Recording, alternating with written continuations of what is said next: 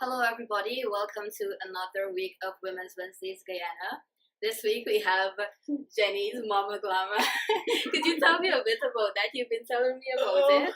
Well, during my time in the States, one good day, I got this inspiration to just come back home, return home, and having women in mind and knowing some of the problems they normally get, especially with sizes and fashion and Yeah. looking sexy and all of that, I decided to return home based on the inspiration and just launched it. Just took some time, took some good support persons like my daughter, Jennifer Bisnauth, people like Christine King, Ismay Sam, of course, she's everything for me up in the States. Margaret Ben, and we just ran with it. Thankful, I've been fulfilling the whole idea of the purpose, which is to dress plus size women more classy. And you're sexy. doing it so well, you guys. Have you seen our outfit? I love it. Thank you. Okay, great. So this week we're actually focusing on mothers and their relationship with their daughters. And she was recommended to me by Jennifer Bisnauth. This is Terry's mom, everybody. Okay, so we're gonna be focusing on that today. And so I just want you to tell me a bit about your own personal relationship with your daughter and what that has been like over the years. The relationship with my daughter has been one that almost every parent, a mother, can identify with, especially the adolescent period, where that confusion comes along. You're not sure who you are, whether you're a grown-up, whether you're an adult, and we run with it. As it comes along, we run with it. But they were bumpy roads, but because of my belief in that everything works together for the good, we are now enjoying the best parent-child relationship ever. And for me, it took some time, but the fact is we're there. And that is the inspiration for all other parents, mothers who may have had a bad, what seems to be bad, you're uncertain if you did the right thing as a parent and all of this. But then we have to, with me, I took into consideration everything that helped to mold her into who she is today. And I encouraged her to have her own personality, despite of what? You must stand out between a crowd and be able to identify and own yourself. Who you are is more important than the others. So our relationship as a parent-child is a marvelous one which I'm enjoying my best life with right now. And that is the truth. As she gets more matured, I think now she's a mother. It helped both of us to kind of interact differently, deliver more understanding, more consideration, more flexibility, more compromisation. Yeah. There's no demand on any of us. We more discuss and decide, this is not going to work for me. What about you and how we move forward? And the moving forward is most important for both of us. And we are actually on a journey together. Yeah, so you mentioned some of the normal parent mother-daughter conflicts you might have during adolescence and stuff like that. Mind delving in a bit more that? Yes, well, some of it is where I discovered that trying to find who they are could become complicated, and trying to reach up with friends' expectations and your parents' expectations to have mother-child in all of these confusions. And then to know that right now women are not at-home moms. So I had to work between helping to provide and helping to mold and helping to guide and helping to identify behaviors that may not be in keeping with the expectations of who she should be first as a woman. Because we're talking here about so much of pressure being on women. And because of that, we had our own ups and downs in terms of why, and I answering why not, and helping her to give her information. In fact, I empowered her to make the decisions that should be in keeping with her personal life and her way of becoming her own mother and her own individuality. There were times when, believe me, we would literally shut down on each other. Shut down in order to shut up. But when we pick it up, we real good again. and we move forward. We don't go back and look at what happened in the past and why it happened. But when you shut down, do you ever kind of like discuss what happened? Yes, we do. Because I I have a way of, if I want something to be done, I need it now. I need it now. And it came about because Sounds like my mom. Yes. It came about because as I grew, I realized I only had me. Especially when it comes to wanting things to be done a particular way and so on. And how much I want to be done. And after I discovered that, I always want to go speeding. But then I started to pass it on to people, which wasn't fair. And it's still not fair. I've been working on me with that. Because we always in the conflict, Mommy, I have my family, you want it now, you gotta wait. And I'm like, okay. And I shut down. But then when I internalized the whole thing, I'm like, you're being unfair. My evaluation of myself helped me to help her to have a better relationship with me. And then I would encourage her, but why do you shut down? Why can't you explain why? You're not helping me as your mother to move on with a good relationship, but you just shutting down, and I don't know why, because even when I come out again, I may make the very mistake, and there you go, shutting yourself down, which is shutting me out. And it's very uncomfortable because so much could happen in the background of which I'm not connected with. And so when that was explained to me, I always apologize. I'm never too big for that. And I'm always willing to let's start over. That is such an important aspect, apologizing, because a lot of times, because you're a parent and you say, okay, well, you're my child. Even if I'm wrong for something, I don't necessarily have to apologize with you. And people don't realize how that can be dangerous to a lot of their mother-daughter relationships, Definitely. right? Yeah. And one of the things that is very important too is allowing yourself to genuinely be apologetic about it, and in moving forward, the child could see the evidence that you are apologetic, because the behavior that comes along help the child to know that you genuinely didn't know. And what I encourage my daughter to do is tell me. I would say to her, please tell me, because I am not perfect. I do not know. There is no book that comes along to say this is how you become a good parent. yes. So what I do, I learn from her. Like, I am a hype parent. This is the truth. I am a hype. So she would be like, Mommy, calm down. And I would say, okay, sorry, I'm going to do it, right? And then within minutes, I go and hype it again. So we've been working on that. And I'm seeing it that she is so helpful with helping me through that journey, because for all my life I've been living that hype. So once I am satisfied that it's going to affect our relationship, I do not go that route. It's not fair to her. It's not fair to us. To me, sorry. So it means that together as a parent-child, in a parent-child relationship, you have got to be open as a parent and be able to take your knocks. And that's the only way you're going to help yourself to have a better relationship with your child. For me, I would do everything that I know is possible for a healthy relationship when it comes to my child. And I found that to be very effective, very successful. We're having the best parent-child relationship right now because of, I don't think she has any more doubt as to my coping ability with anything. And I always encourage my child to tell me anything. Yeah, and that's one of the important foundations, having that open line of communication between parents and their children, right? Because if children feel like they have a space where they can talk to you and tell you their secrets and their fears and all these things, then that reflects healthily on your relationship and how you address certain problems. Definitely. So saying it as it is, and there's no right time. I tell my daughter, Mommy, I want to tell you this, but I'm waiting on the time. There is no right time with a mother like me. But what do you say about mothers who may not be as open as you or receptive as you? What advice would you really give to them? Because not everybody will be able to accept everything their children bring to them. What coping mechanisms or advice would you give on dealing with those relationships? The first thing I would say, be honest to yourself and with yourself as a parent. Don't fool around with your child's life. You're talking about trust. And if you want your child to really trust you, then you have got to be honest with yourself.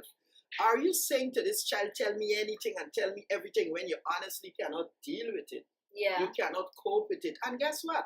It's okay for you as a parent to reach out to a very good friend. It don't have to be your mother. It don't have to be your sister. You may have a good friend, one you can trust, one who will treat your information that you are sharing with about your child, mind you, in a very confidential way. And I'm talking about the level of confidence that the child did not ask you to even share it with the uncle, the auntie, the whoever. And if you know that this child is going to share with you, then help the child to understand this information you're going to share with me. I want to promise you, it's going to be kept here. However, if I realize that we need help, I am going to seek your permission to let you know. I would have to do some networking or further discussion because it may not be something that I alone can deal with.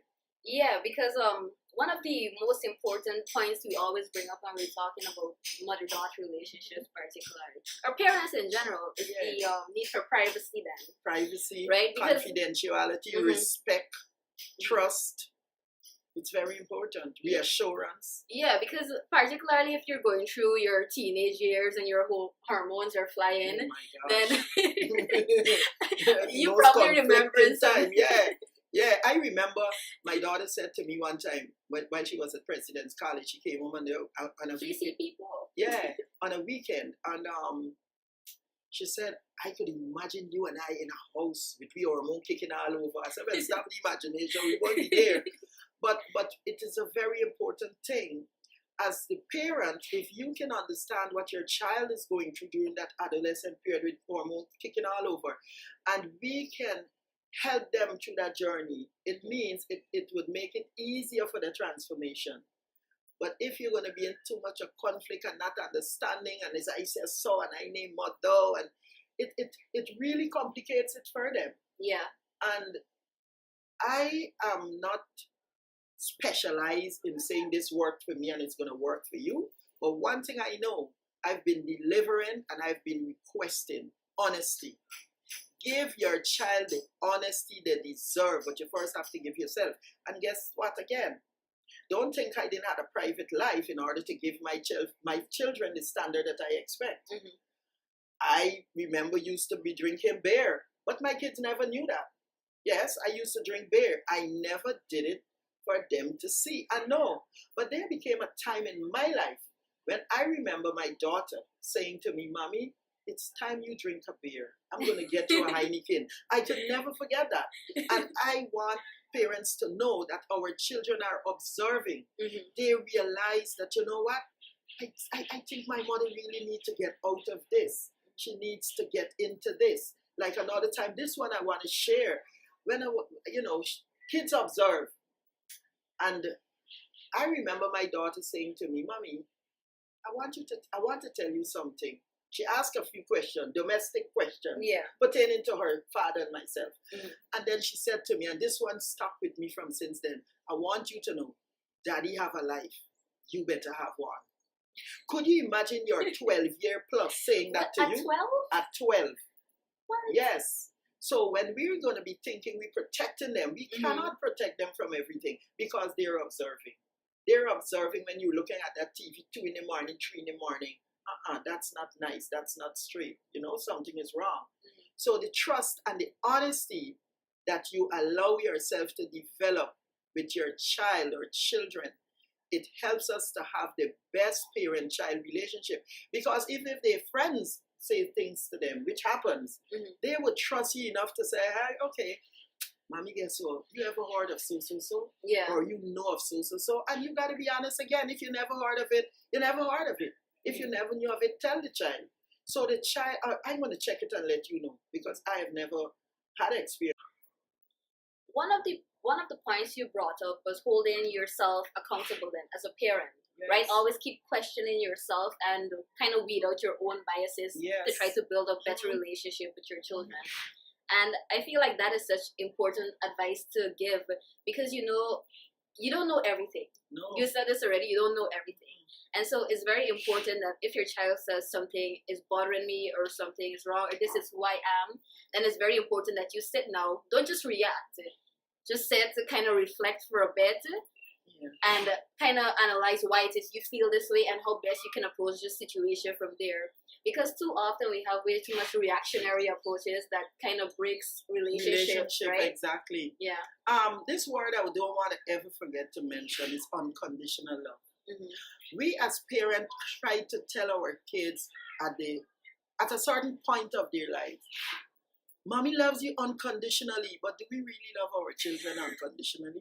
When the unexpected comes in or steps into that child's life, you honestly would love that child unconditionally based on the dictionary definition of unconditional love, quote unquote? That's the question for the parents today. And that is what I want to say. If you're going to tell your child you love them unconditionally, don't even deceive them with that word. Don't ever overuse it. They must actually see it. Love is something manifests in behavior. Mm-hmm. It's an action word. How could I deceive my child by saying, baby, I'm telling you, tell me anything, tell me everything, Mommy loves you unconditionally. And then one day your child gets up and decides, I have this thing so long, it's bothering me. Let me see how she's going to deal with it. And when that child breaks that news to you, you want to rush to the roof, you run to the neighbor, you run down the step, you call the friend, cuss them out. You promise that child you're going to love them unconditionally. And I know for a fact, as a parent, I can say it at any level. I love my daughter, my kids generally, unconditionally. My kids generally. Yeah, but my daughter. Because that is a reassurance that we need to give our daughters. Mm-hmm. When the boy children is going to nurse on us, we're going to give them love. They go back to their wives. They get it there again. Mm-hmm. Our girl children needs so much more love because they have to give it to the kids. They got to give it to their husband. They got to get it for themselves. Mm-hmm. So we have got to be careful whether we only using the word Mommy loves you unconditionally. And when that time really comes for that unconditional love kicks in, mm-hmm. we leave them in the dark. We kick them under the bus. Oh, I didn't expect this of you. What you expected? God already made man in his own image and likeness. So what is there for me not to love unconditionally? There's nothing there about my daughter that I would not love unconditionally. And I'm imploring upon all other mothers. It's going to take a baby step because it took me a baby step, getting her at 27 years old, mm-hmm. to gradually talk the talk, walk the walk. But what I discover, like my mother said, I said to her one time, Mommy, I can't wait for these children to get big. I tell you, when they get big, army trouble's over. And my mother said, Jenny, that's when it starts. Bigger. The bigger the children, the bigger the problem. Mm-hmm. But because I always have in my head and my action to how much I love my kids, it's always easy for me to move on. It's always easy for me to embrace my daughter. It's always easy for me to reassure her, I am here for you. I love you. There is nothing that's going to change it. And if we as mothers can actually say these things, and believe me, you don't have to have money. You don't have to have this and that. You just have to have honesty that you really mean what you say. Mm-hmm. And at any forum, even if your child is involved in anything that you're not comfortable with, it's okay to get behind the bedroom door. It's okay. Cry a little. Cry a little and hug them and let them know I'm not ready for this. When I'm ready, I'm going to let you know. And believe you me, that child is going to say, okay, Mommy. They would never say, you got to do it now. Rare. Mm-hmm. So in reassuring your child, it's okay to let them know your emotions. And I don't play with my emotions. If I'm upset, my daughter can see it. She can hear it on the phone. If I'm having doubts, confusion, anger, whatever. And then I clarify because sometimes I would send me a little mixed message. The parenting, it kicks in. It really kicks in. So when that kicks in, I send me a little mixed message and she would clarify. Uh-huh. Mommy, what is it you're saying? Are you saying this and that? And guess what? Sometimes I say, no. And then I bust out a laugh and I say, girl, is that the same? But I didn't want to tell you then. And it helps. Uh-huh. It really helps. It's like she would tell me straight, Mommy, this food, nobody's not saying it, but you need to put some more salt or you need to this. How many parents can actually listen to that and do better for the next cooking and don't say, me not fishy food, she too critical. Yeah. But the topic this afternoon is a very wide one and it's one which I'm comfortable with. and one which I'm enjoying. We seem to just have blackout. We seem to have just gotten blackout. Yes, Really? but that's not a problem. Okay. Now, one of the things I want to bring up is with regards to privacy and children, right? We mentioned stuff about it earlier, but how did you, as a parent, deal with managing, both keeping an eye on your children then, and helping them to have their own privacy? I kept my eyes, again, based on trust. When you give your children root, you give them wings, they gotta fly. I always let them know I trusted them. I always let them know my expectations compared to society expectations and differentiated. I always ask them to feel comfortable at whatever point in their life they want to reveal to me. And this is a good example. I give my daughter her privacy even when she became a young lady. And she said, I'm not ready for my daddy to know. I said, okay, when you're ready, let me know. And I kept it there. And one day she came, she said, you can tell him now. You know, and that's what I'm talking about. As a mother and a daughter, we should be able to understand and respect that kind of flow of information. Yes, that's her father, but she herself is traumatized by becoming a young lady. Yes, she was told, but the actual action when it happened, is something different. So for me, with respecting their privacy, I was able to say, oh my God, this, we have to tell your father, what do you think? And she said, don't tell him now. I'm going to tell you when to tell him. And she did. Okay. So in respecting their privacy and observing at the same time, you have got to let them know what you observe while you're respecting their privacy. And the respecting of their privacy could be the space, could be their phone, could be the computer. But again, if you have questions to believe that things are going on that is not in keeping even with the safety of your home, more or less the child's safety, questionable friends, questionable actions, movement, dressing, certain changes, you have to violate it if it comes to that. Because that might be the only thing you have available to you. Because you're actually asking the child questions and you're getting all these mixed signals, you're getting shut down, cut off, whatever. Then there's a time when you have got to let the parent, extra parenting demand step in. Yeah. And you have to do what you have to do. So don't get me wrong. But did I ever have to do that? I really never violated my children's privacy. We talk about it. I believe what they say. I leave it alone. And when that time comes that whatever truth is revealed, I move on from there. I do not really go back. Because going back, that's what it means. Back. It affects the progress forward. Yeah. I live my moment. Whatever is the moment, if I'm hurt, if I'm happy, I live my moment. You know? I remember when I was younger, going through my own hormonal rage as adolescence, and I constantly had my privacy just interrupted. People would read my diaries, they'd always break into my room and like kind of search wrong stuff. And the thing was that at this point, I wasn't necessarily doing anything. But you see, I've always been a kind of reserved child. I'm always in my own space.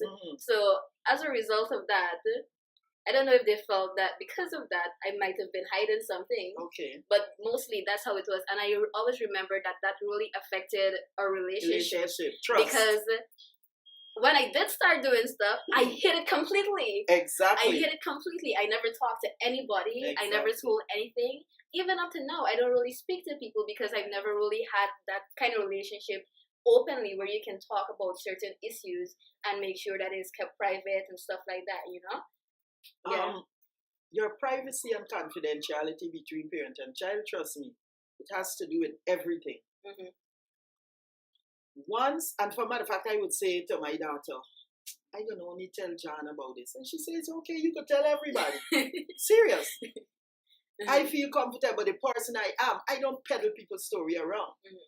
You know, because I have been doing a lot of work with young people prior to my daughter.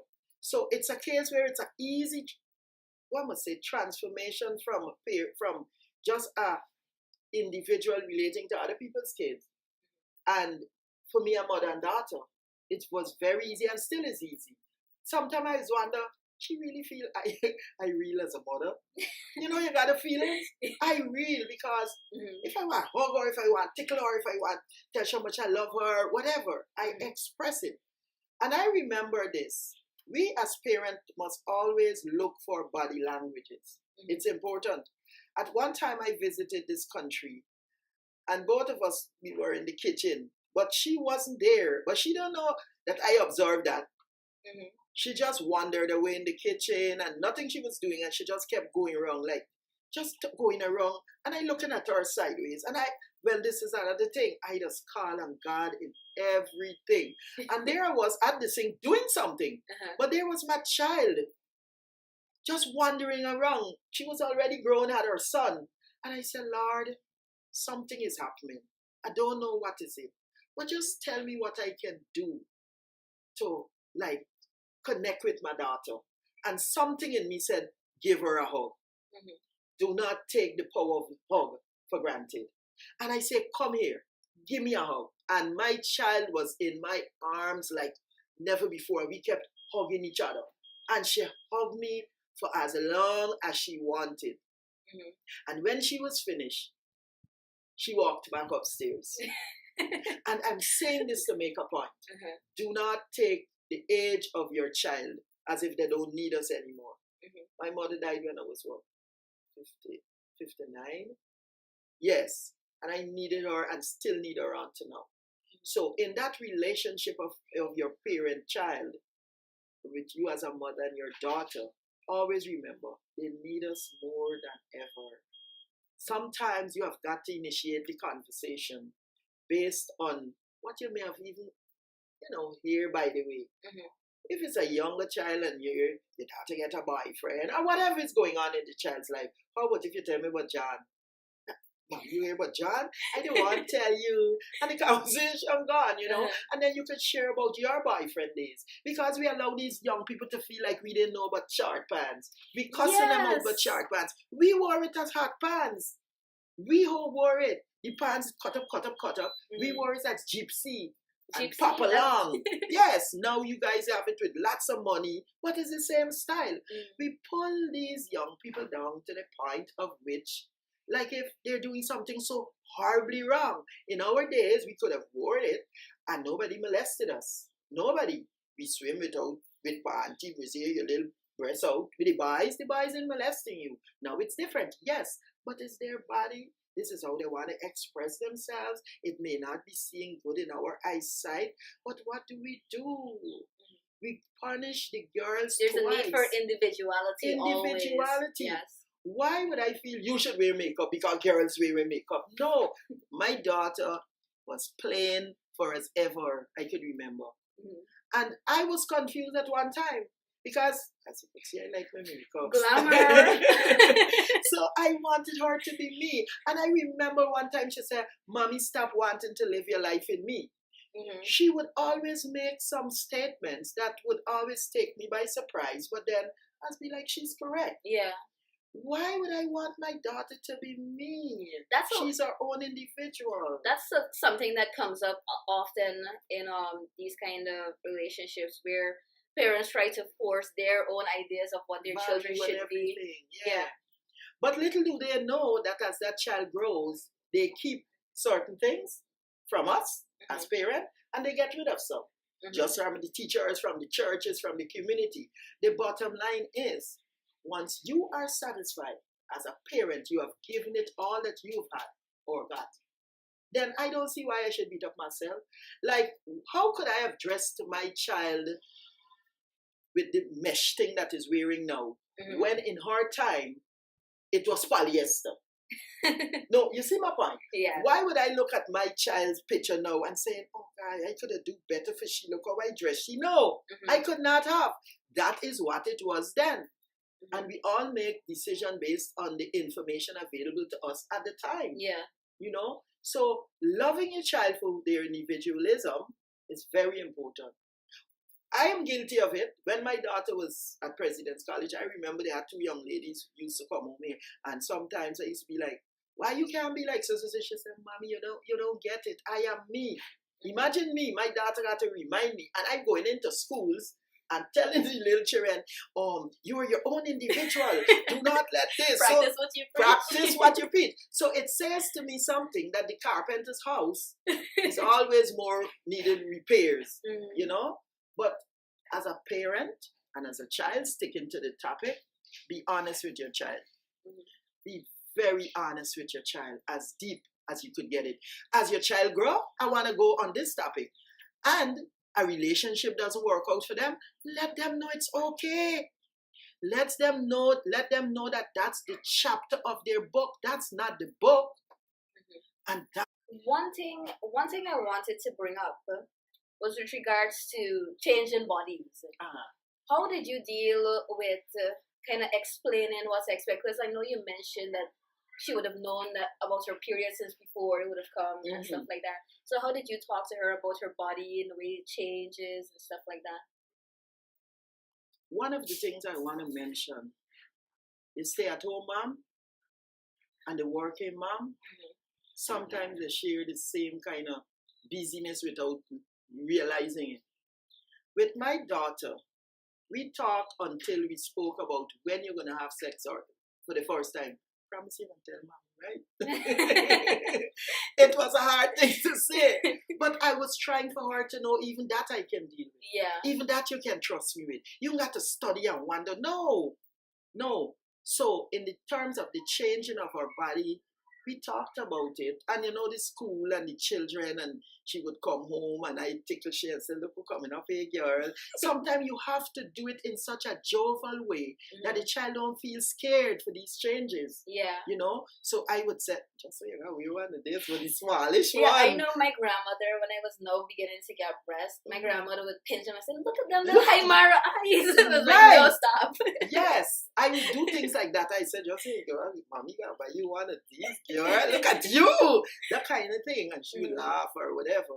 And then for the physical changes, in terms of complete puberty changes, we spoke about puberty hair, what's gonna happen. We spoke direct or indirectly. But it was more like an informal kind of thing. We would, if we were in the kitchen gyaffing, cutting up greens or something, we would talk. I remember like when she going through whatever period, she said, Mom, what do you think about me having a boyfriend? I know it wouldn't be so hard on you, but daddy, man, I don't know how we're going to take it. I said, don't worry, dear father. Let's deal with me. You know, because as a mother, I know how to protect her. I know how to protect her from the conflict of the father, the fear, and so on. But for changes, we spoke to the point of letting her know what is going to happen one day. She's going to see blood. And when that happens, if I'm not at home, there's something known as sanitary pads and this and that. And it's good for if we have our sons, we prepare them too. Yeah. Because in my case, I wasn't home. I was out doing some discussion on sexual and reproductive health on the East Bank. And when it occurred, her brother was home. And the brother stepped up to the plate because they had a very close relationship. He knew more of her than I have known. So when I came home, honestly, now I remember it, he and she, both of them told me, tell mommy, like it's something nice. And we laughed, we talked. I said, gosh, really? And the expression of this joy was with her. Because she didn't see it as nothing bad, because I never prepared her to feel something bad. And it was told in every way. When the stomach started to hurt, I said, you know what, it could be this, it could be that. And if this happens when I'm not there, and this is another thing. I started to tell her, always walk with this in your bag, which is sanitary napkins, you know? Always keep it. So if I'm not there and something happens like that. And I didn't call it a thing. If you pull your panty down and you see blood, you know, you have to let the child know that this is going to happen. And it happens at different ages. It does. And I explained my experience when I turned young lady at 12 years old. And she turned around the same time. So it was easy. But I never made nothing complicated and very formal. And no. I made it fun. I made it friendly. I made it jovial. I don't care how serious it is. I share whatever relationship with my child in a very informal and friendly manner. And in the worst situation, I pick out the positive. I do take out the positive of it, and that helps. I know. I'll share a joke. No, I was 10 when I first got my period. I was I was a really early bloomer. I didn't know anything about it. Wow. And the thing is, I was actually at a kids' party when I first got my period. So, so I just came from seeing Barney, Dora, the big people, and I'm in the bathroom, and then I noticed blood. I've never been prepared for this. Okay. I start freaking out. I just stuffed a lot of toilet paper. I went out back to Barney and Dora them. And it really worried me. And even though it kept coming, it didn't last long. It lasted like 2 days that first time, right? And I was really worried, but I never told anybody because I never expected this, right? Right. And then it wasn't until the second time I got my period, and then I was playing cricket. And then that's when everybody saw. Yeah. And then my aunt called me and was like, oh, go bed. Didn't even explain to me what was happening. I didn't know, and that was kind of worrisome. So I'm so glad that you had a relationship where you could have talked to her and stuff about these bodily changes that she wouldn't be able to expect them. Yes, we have. And on to now, we will talk. What I do, I share all my medical history with her. Mm-hmm. And that is important as parents for us to do with our children. We need to share it. So when things happen, Jill, when she got to go to her gynecologist, for example, share this information so that if the gynecologist discover anything that is questionable, they can connect it back to the roots, which is the mother. So that's the wide way in which I share with my daughter. If I had several miscarriages, during what period, what stress does with me, and everything I would share, everything. For a matter of fact, I kept every piece of paper, and I know after my children reached a certain age, I give it to them, which is the clinic card. When I bore them as babies, yes, I handed it to them. That's theirs. They need to know that. And likewise, all my medical history, I share it so that if she should see something looking weird at a certain age, she could link it right. Oh gosh, mommy did tell me about it. So your child should not be left confused. Yeah. Now, in Caribbean culture particularly, there's the whole idea that disciplining children is something where you're allowed to hit them and stuff like that. What are your views on that, and how have you dealt with discipline really? With me, I had so much of tones of voice. Oh my gosh. The iMessages on the I have that same iMessage I use with my child. Yes, but to hit my children, it wasn't really in keeping with me. Mm-hmm. It was hard. For matter of fact, if I had to go to do it, I used to run between me and them. Yeah. But I prefer the iMessages. I prefer deprivation. You ain't gonna get this. I ain't gonna carry you there. Shut you down. I prefer that. Hitting wasn't part of my thing. And if I really had to do it, it's like on the hand or so. I never really slam my kids down. No. And they always know why I have to.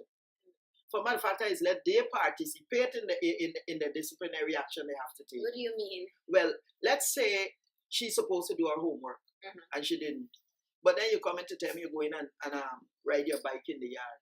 I'm like, what time is it? What you're supposed to have done? Did you get homework? Yes. Have you done it? No. So it's morning and you had all the playtime yesterday. You have to go to school now. What is the punishment you think you should have?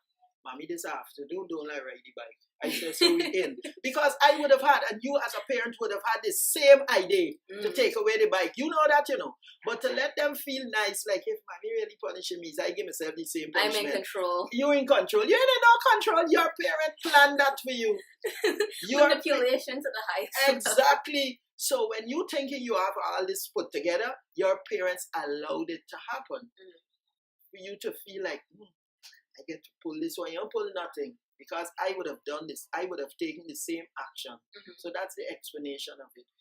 You get the child involved with the decision making for the punishment. Let's say the child says to you, Mommy, don't let computer for 1 week, and you know that that is too big a punishment for the simple thing, then don't put the child under that pressure. Say, no, mommy gonna take it away from you for 2 days. So you keep a nice relationship and you still punish the child. But hitting the child, I don't like it. Because it doesn't, for me, how could I beat up on my child and then say, come here? If mommy didn't love you, she wouldn't have beaten you. So when that child gets married now and the man is beating she feel they don't have the love. But they do have love. You don't have beat up on somebody. Yeah, and aside from, I don't think people realize how much psychological damage childhood beatings and stuff can have upon children as adults.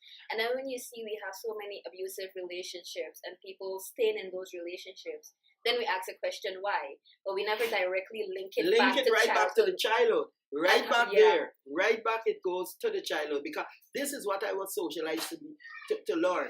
It's like gender roles.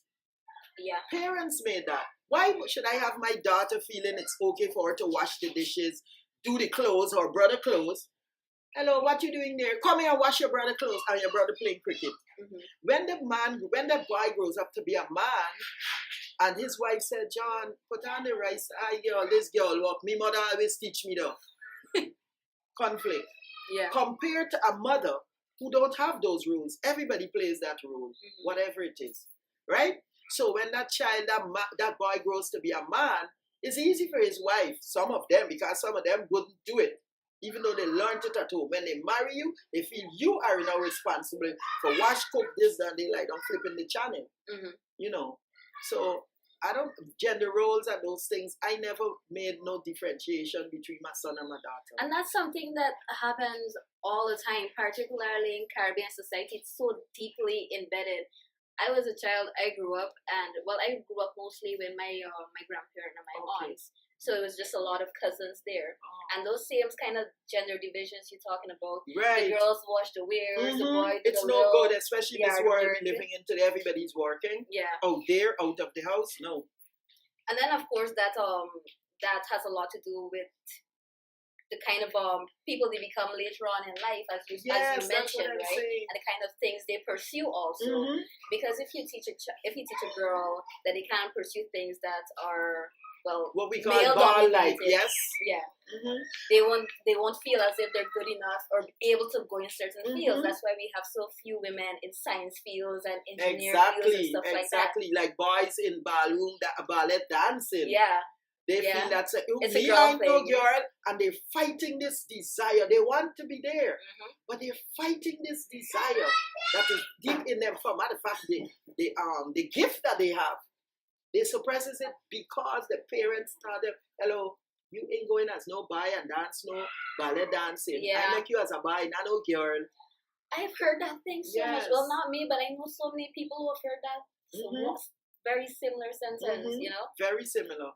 But it goes to show that we, as women, have so much control of our children that I think we take this home for granted, where we start here with them.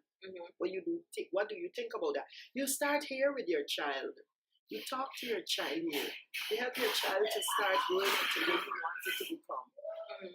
You know, and then as it grows and it gets out there after 9 months and you keep grooming that child, you speak blessings into your child. You speak whatever good into your child. But don't tire talking to your child. Don't tire reassuring your child. Don't tire living the love of which you promise your child. Do you hear that? One last thing I want us to cover, right, is how do you teach your daughters to recognize like signs of abuse, psychological, emotional, manipulation, all these things? First thing I want to say, abuse, it's no good. When it comes from a woman to a woman, a man to a woman, a child to a parent to a child, it's no good. How do you identify it? Simple. Once a behavior is either something good or it's bad. And since as somebody can start threatening you, that's no good. Since as the threat remove from there to a push, a little finger touch, no good. Since it's gonna get loud and all kind of names you're gonna be called, even if it's the first time the person says sorry, I call you a dog, but it's because you make a vex. No, you ain't make nothing. That person, it's not your fault. That person is an abuser. And the worst part of abusive people, when they finish putting you through all of these things, something they do. They try to picture it and do it as if you're to be blamed. I'm a nice person. You see, I bring you roses. You see, I brought you ice cream. You see, I brought you cake and I cooked you the best dish. But it's you that's caused me to behave like that. No. They're an abuser. They wouldn't change. They would manipulate you to feel that they're going to change. Please come back. I need you. You're the best thing that has happened to me and the whole world. But they are abusers. Be it woman to woman, man to woman, abusers are abusers. They do not change. The red flag comes from the first time you start to talk to this person. And they even say on that phone, I want to see you in 5 minutes. And the next thing you doesn't turn up and the phone ring again. Why tell you, man? I mean, tell you I want to see you in 5 minutes. That person, trust me, that is just the tip of the iceberg.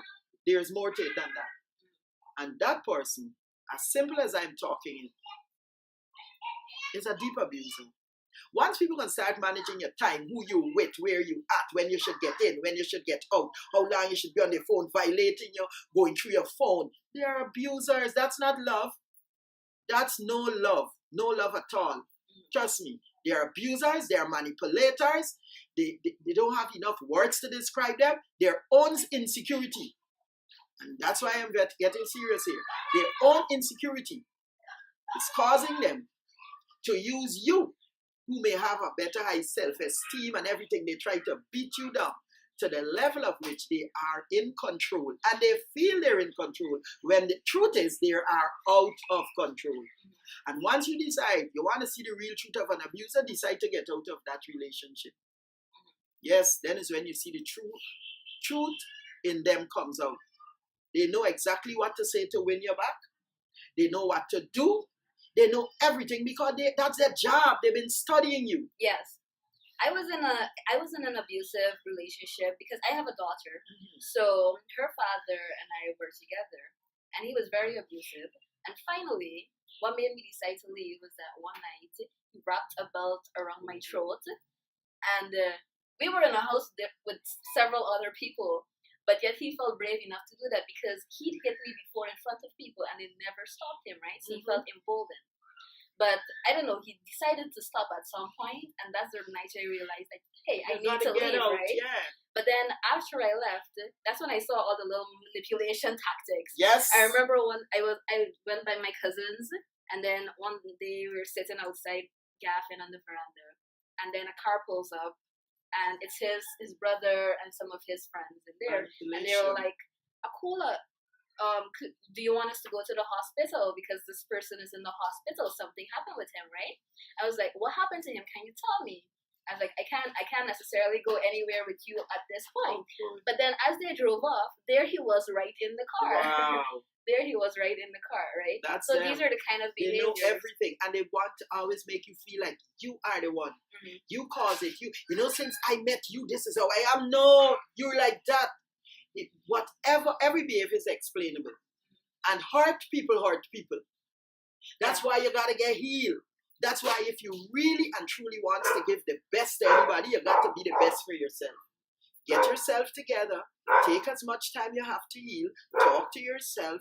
Decide what is going to work for you. Accept you have control over nobody but yourself. Their action, nothing. Their action are nothing you have no control over. Yes, you're in a relationship, but that doesn't mean that it's a prison. Yeah.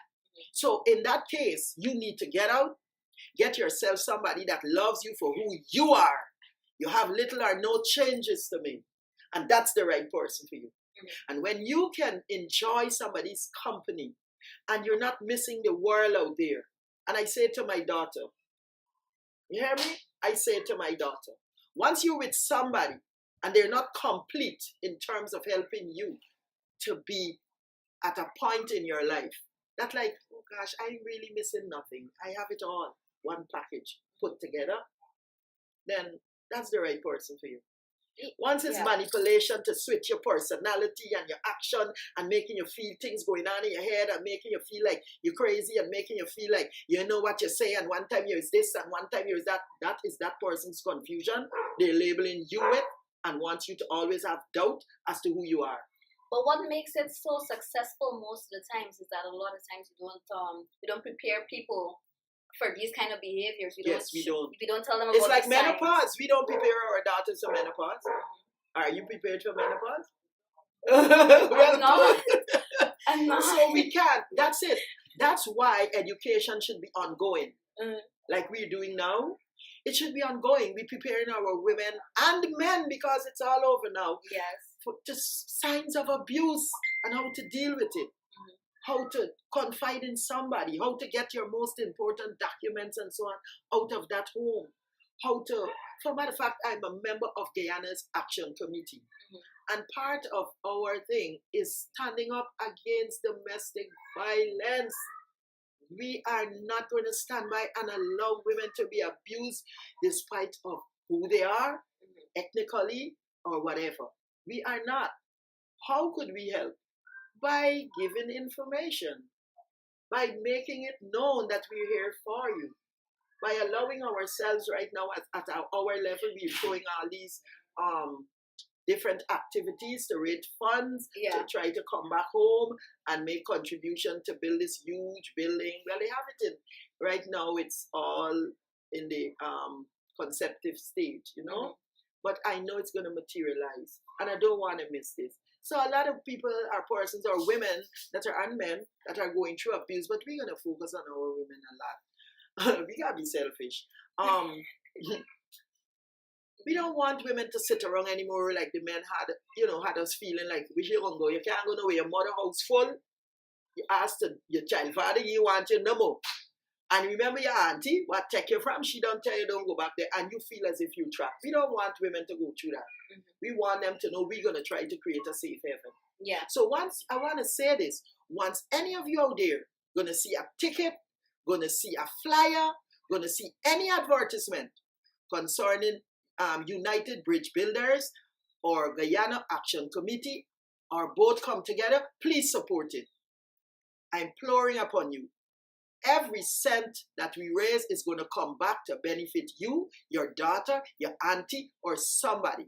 Because all we're trying to do is do fundraisers to accumulate money, to come back to this country, to build a safe heaven for our women and children that feels they're trapped in abusive relationship. I can't left you because we're gonna help you with children. Exactly. I can't left you because we're gonna pay my rent. I can't. No, we're gonna help you to see it different. Women are often trapped in abusive relationships because of economic factors, right? They depend heavily on the man, and even if they're not dependent, they're dependent in some other way. Maybe emotionally, maybe he provides a lot of. This has been like a really interesting conversation. I learned a lot. I had a lot of fun with Jennifer Bisnauth. The mother first. Now, is there anything else you'd like to share or tell anyone that might be viewing this? I would like to say to all the mothers out there that prepare your children, your child especially, for anticipatory situations that they may come into contact with. Help your girl child to select the best friends they can ever choose. Encourage your child to be reassured and display that you do have unconditional love for them, despite of what. You should become their confidant. You should become their friend. You should be able to share your personal information with them based on your own individual situation. You have to know how to deal with it. But I'm sharing my opinion and what worked for me and is still working. Use my advice today.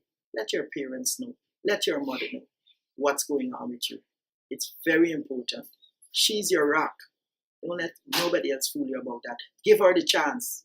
Give your mother the chance to be who she really is from inside her. and you're going to get the best mother ever. I know I'm the best mother ever for my daughter. I'm so sure you are. And the best friend and the best ever. Okay? So that's all I want to say, and I'm happy that you have chosen me for Women Wednesday. Am I correct? Women's Wednesday. Oh my God. Yes, what thank a you. marvelous woman for Women's Wednesday. And don't forget, please, anytime you see any flyer, any ticket, anything to do with Guyana's Action Committee or United Bridge Builder, please support us. We really need your support in every way possible in order to execute the dream of which we are dreaming for the women down here who are in an abusive relationship. We want to do the best we can do for you guys. We can't do it alone. Please come out and support any activity that we would have put up on flyer, on television, on radio, and those kind of things. Mr. Errol Lewis is the president for Guyana's Action Committee, of which I'm a member, and Miss Bonita Montouk, if I'm pronouncing the name correct. They know I have a I think you are. She is the president for United Bridge Builders. Please support us. I mean, imploring upon you today. Yes, and please let's support continue to have the best parent-child, mother, and daughter relationship ever by just being honest, confidential, open, and shower your girls with unconditional love. With the true sense of the word. With the true sense of the word. Thank you. And thanks for having me. Thank you so much, Jennifer, for being here today and talking to us. Now, well, this has been a really great show. We'll see you guys again next week for our next segment of Women's Wednesdays Guyana. Until then, goodbye. Bye.